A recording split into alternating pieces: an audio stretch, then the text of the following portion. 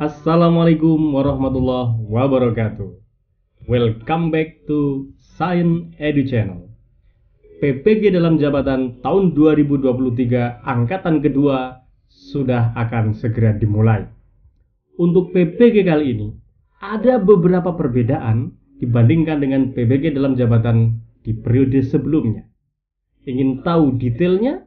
Ikuti video ini sampai tuntas.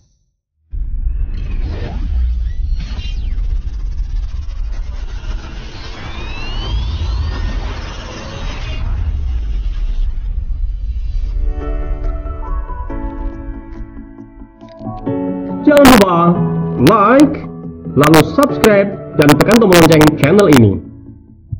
Jadi, pada PPG dalam jabatan 2023 ada beberapa perbedaan jika dibandingkan dengan PPG pada periode sebelumnya. Bagaimana perbedaannya? Ini dia.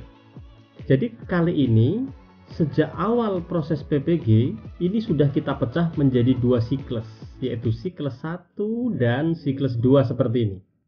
Seperti yang kita tahu bahwa pada PPG sebelumnya proses bersiklus ini hanya terjadi pada fase praktek pembelajaran.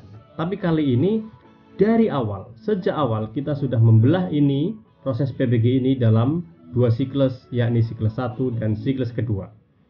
Apa saja proses yang dialami dalam setiap siklus? Yang pertama adalah pendalaman materi. Fase ini terdiri dari 3 langkah, yaitu langkah identifikasi masalah. Kita akan memilih satu materi pembelajaran pada mapel kita masing-masing begitu. Lalu coba kita identifikasi masalah apa saja yang sering muncul saat kita mengajar materi tersebut. Kemudian kita eksplorasi penyebabnya apa, sampai akhirnya kita berhasil menentukan penyebabnya apa. Mengapa masalah itu muncul? Proses ini kita lakukan dalam waktu 6 hari. Nah, langkah berikutnya setelah pendalaman materi, kita masuk pada fase pengembangan perangkat. Nah, pada fase pengembangan perangkat terdiri dari langkah keempat, langkah kelima, 6, dan 7. Cukup banyak langkahnya, mulai dari eksplorasi alternatif solusi. Jadi setelah pada fase sebelumnya kita sudah menentukan penyebabnya apa, maka kini kita akan menentukan atau kita akan mengeksplorasi alternatif solusinya apa. Sampai akhirnya kita berhasil menentukan solusi untuk masalah yang kita hadapi apa. Nah, setelah kita berhasil menentukan solusinya, mungkin solusi terkait dengan perbaikan di media pembelajaran, di model pembelajaran, di perangkat pembelajaran, format LK, dan lain-lain. Maka berikutnya kita akan melakukan pembuatan rencana aksi. Yang dimaksud dengan membuat rencana aksi, kita di sini akan mengembangkan perangkat pembelajaran. Mulai dari RPP atau modul ajar, LKPD, bahan ajar, asesmen, media, ya, paling enggak itu yang akan kita buat.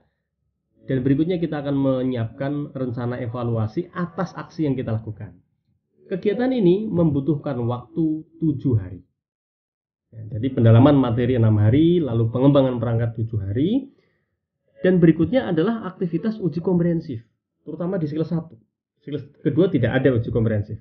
Uji komprehensif ini merupakan satu portal yang disediakan oleh panitia PPG dari Jakarta, dari pusat, untuk memastikan apakah teman-teman layak untuk masuk ke fase berikutnya atau tidak. Di sini perangkat yang sudah dibuat sebelumnya akan diuji oleh 2 orang dosen. Jika layak, maka teman-teman akan melanjutkan pada fase praktek pembelajaran inovatif atau PPL, mudahnya begitu. Untuk PPL ini kita akan menggunakan waktu sampai 14 hari. Itulah 2 siklus yang akan kita lalui. Pendalaman materi 6 hari, pengembangan perangkat 7 hari, lalu di siklus pertama ada uji komprehensif, lanjut dengan PPL atau praktek pembelajaran inovatif, yaitu 14 hari. Khusus siklus kedua itu ada RTL, yaitu kita membuat laporan best practice selama 3 hari. Nah, inilah 2 siklus yang akan kita lalui selama proses PPG, memakan waktu kira-kira 2 bulan lebih. Nah, kita kali ini akan fokus pada pendalaman materi. Terutama dari 3 langkah pendalaman materi akan kita coba angkat, yaitu di langkah pertama, yaitu identifikasi masalah. Identifikasi masalah ini berlangsung selama 2 hari Apa saja yang kita lakukan dalam 2 hari itu? Ini dia. Kita akan menyusun LK 1.1, yaitu LK identifikasi masalah. Ya, pada LK 1.1 identifikasi masalah ini, kita pertama akan mengangkat beberapa jenis permasalahan yang bisa kita analisis. Kemudian setelah itu kita tentukan masalah apa saja yang teridentifikasi dari jenis masalah tersebut, dan akhirnya kita melakukan analisis identifikasi masalah. Oke, mungkin teman-teman masih agak bingung, masih nampak abstrak informasi ini, tapi kita akan coba detailkan agar menjadi lebih konkret. Jadi teman-teman, yang pertama kita pikirkan ruang lingkup masalah yang bisa kita angkat pada fase identifikasi masalah ini cukup banyak. Teman-teman bisa memulai dari misalnya masalah terkait dengan penanganan siswa bermasalah. Penanganan siswa berkebutuhan khusus itu seperti apa? Atau teman-teman mungkin mendapati masalah terkait dengan relasi hubungan teman kita sebagai guru dengan siswa. Kita mungkin juga punya masalah terkait bagaimana cara pemberian feedback kepada anak-anak. Kita juga mungkin punya masalah terkait disiplin anak-anak itu. Kita mungkin juga menghadapi masalah bahwa anak-anak kita belum cukup baik dalam hal kemampuan higher order thinking skills-nya. Mungkin kita sendiri sebagai guru masih punya masalah terkait pemanfaatan teknologi dalam pembelajaran. Mungkin kita juga punya masalah terkait metode pembelajaran yang belum bagus. Mungkin kita juga punya masalah terkait kemampuan literasi dan numerasi siswa yang belum memuaskan atau mencapai harapan.